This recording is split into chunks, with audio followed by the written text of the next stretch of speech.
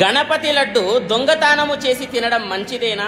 అసలు మంచా చెడా అసలు ఏంటి అనేది ప్రతి ఒక్కరు కూడా తెలుసుకోవాలి. చూడండి, నేను ఎక్కడో విన్నాను, అంటే గణపతి యొక్క వాహనమైనటువంటి ఎలుక రూపంలో మనం వెళ్లి గణపతి లడ్డు దొంగతనము చేసి తినడం అది మంచి ఆశీర్వాదం ఇస్తుంది అని చెప్పేసి ఎవరో నాకు చెప్పడం జరిగింది. ఎక్కడో విన్నాను.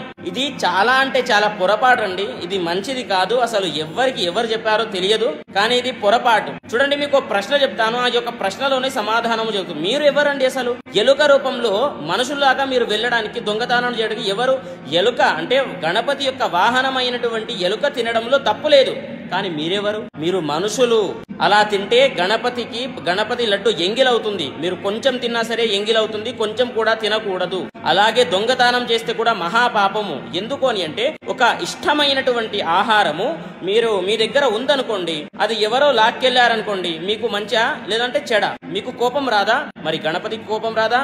అలా దాంట్లో మళ్ళీ గణపతి భోజన ప్రియుడు అని అంటే ఆహారం ఎంత ఇష్టం అతనికి, దాన్నే మీరు లాక్కెళ్తారంటే మళ్ళీ ఆశీర్వాదం పొందుతారంటే ఎలా? అది వీలు కాదు, అది మంచిది కాదు. ప్రతి ఒక్కరికి తెలియజేయండి, లేదంటే ఇలానే కొనసాగుతుంది. ఓకేనా? స్వస్తి. సర్వే జనాః సుఖినో భవంతు.